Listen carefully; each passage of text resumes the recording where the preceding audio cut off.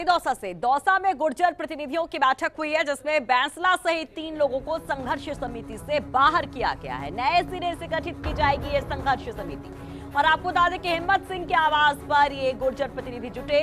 Colonel Bainsla पर वहां पर आरोप लगाए गए कि सियासत के चलते बीच भंवर में समाज को छोड़ दिया।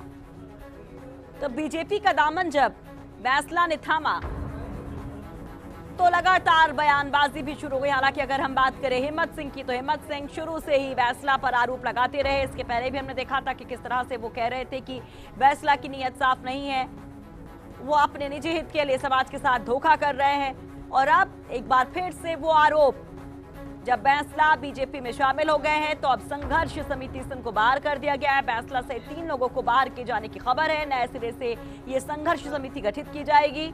और हिम्मत सिंह के आवास पर आज ये बैठक हुई, जिसमें गुर्जर प्रतिनिधियों ने ये बड़ा फैसला लिया और ये आरोप लगाया कि कर्नल बैंसला ने निजी हित साधने के लिए, सियासत अपनी चमकाने के लिए बीच भंवर में समाज को छोड़ा, समाज के साथ धोखा किया।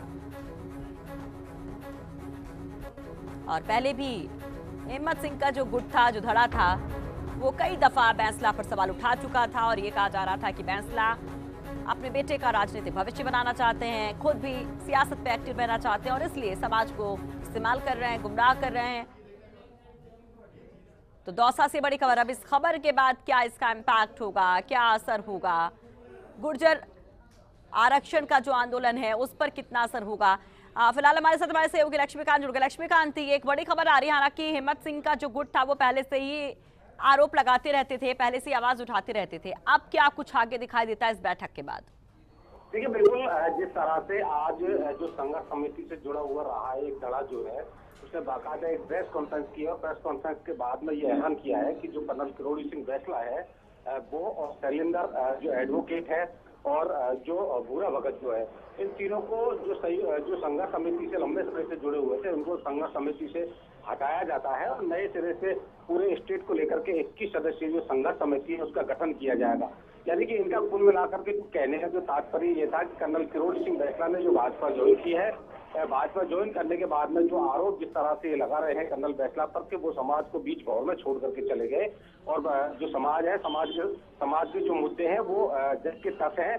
तो ये समाज में एक मैसेज देना चाहते हैं कि जो समाज की जो बची हुई लड़ाई है या जो आगे की लड़ाई है ये खुद लड़ना चाहते हैं।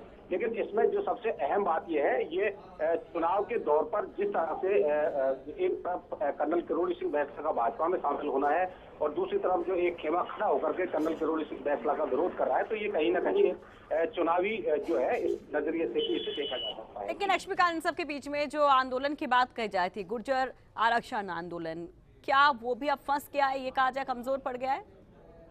देखिए, जिस तरह से धाराबंदी जो संघर्ष समिति को लेकर के शुरू हो गई है, जिस तरह से कर्नल किरोड़ी सिंह बैंसला जो है वो भाजपा में चले गए हैं, संघर्ष समिति का एक जो दल है वो कांग्रेस मानसिकता से जुड़ा हुआ है, तो निश्चित रूप से ये कहीं ना कहीं कहा जा सकता है कि जो एक लंबे समय से जो राजस्थान में जो गुर्जर आरक्षण आंदोलन को लेकर के संघर्ष था, वो कहीं ना कहीं एक सियासी जो जाल जिसे कह सकते हैं, एक सियासी पेश में उलझता जा रहा है। जी चलिए, बहुत बहुत शुक्रिया लक्ष्मीकांत तमाम जानकारी के लिए।